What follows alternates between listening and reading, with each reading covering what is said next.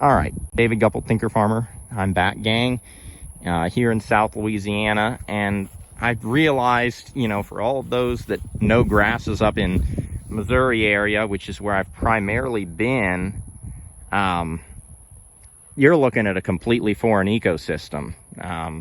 You might not even know what these trees are. I take these things for granted because I grew up here in South Louisiana. So this is a banana tree. They love water. We get 60 inches of rain here.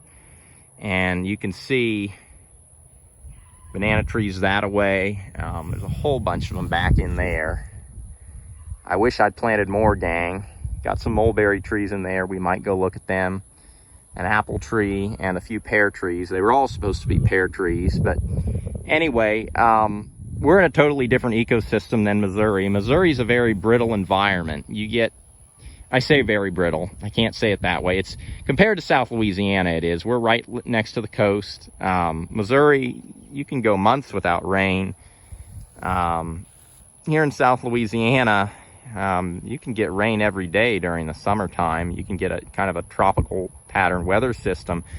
Temperatures are warmer on average, and so the whole ecosystem, the grasses that grow are different. If you're looking at that this Y shape here, you'll never see that in make sure everybody can see that Y-shaped grass. That's Bahia grass. It's imported from South Argentina, and it's not the greatest grass. It's pretty good during the warm season, but one of the disadvantages we have here in South Louisiana is we don't have a grass that continues to be productive through the winter time. In Missouri, you have, Kentucky 31 fescue and a few other grasses that are frost tolerant, and they hold up pretty well as good stockpile. Here, that Bahia grass, once it frosts, it kills it completely. There's really no nutritive value in it.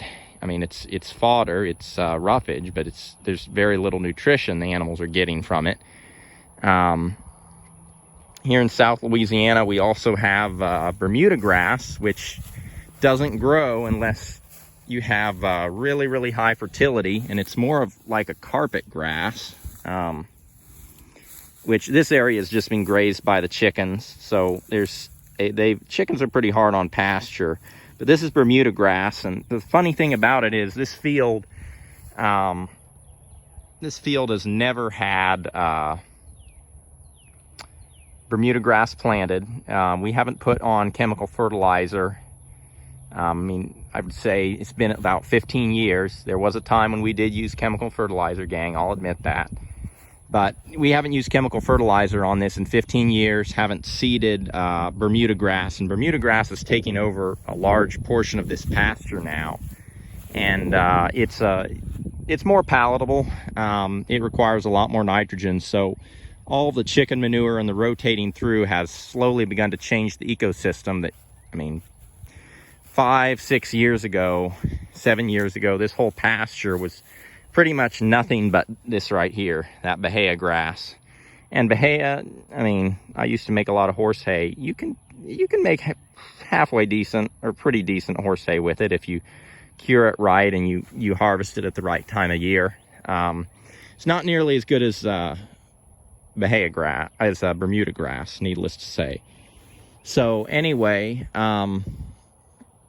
the grasses have changed out here as time has passed, which is pretty cool to me. But it's a different ecosystem. You got a little bit. Pretty sure it's either Johnson or a version of crabgrass. We'll know later when it puts out its seed head. We do have Johnson grass down here. But anyway, grazing management is a little different here. If you were trying to finish grass-fed beef here and do it year-round, you're going to have to do hay, or you're going to have to do some annual cover crops. Right here is a lot of broadleaves, and this transitions back into some of the early lessons. I started out farming, wanted to do vegetable farming, and didn't think I'd ever get the opportunity to work on a larger acreages, because I thought I had to own the land or own the equipment. And of course, back then I thought it took tons of money and tons of equipment to farm. Really doesn't. You have to own the management. That is really all you have to own. And anyway, so this third of the field, or kind of from this tree line you see of this banana tree is on my right here. Take that all the way down, about to the back corner of that netting fence you see down there. That whole area, it was about a 600-foot strip, 9 rows long.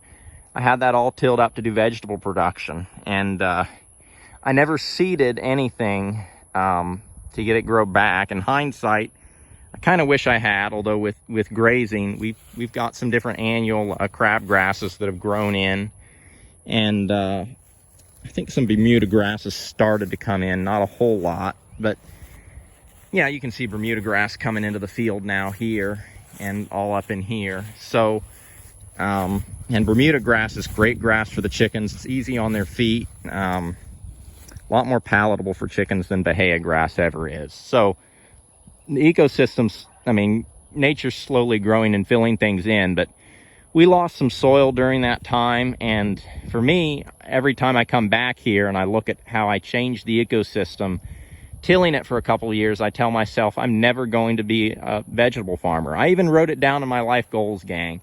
In my Bible, I've got a list of about 12 different life goals for myself relating to, they're life goals. Some of them revolve around farming. Some of them don't. But one of them says David Guppert's not going to be a vegetable farmer. I penciled it out, gang. I'm done with vegetable farming. It's harder on the ecosystem. It's harder to make land improvement. It takes more inputs. My hat's off to those people that do vegetable farming. It's not wrong, but it doesn't fit my context of what I want to do with my life. Anyway, in my earlier video, I mentioned the importance of trial and error. Looking at things now, a few years, I kind of discussed why, I wished I hadn't put all this really heavy-duty fencing in. At the time, I thought you needed it in order to graze. I just didn't know an easier way, and if you don't know an easier way, you do things the hard way, which is why you should read books, take the time, learn, and but even as I say that, at some point you're going to have to try something, and everything I tried didn't fail. Some things have succeeded. I mean, I'll say this, while I'm home for a month, I'm going to try to plant more trees. I may make a trip to a nursery, plant some more pear trees, plant some more banana trees.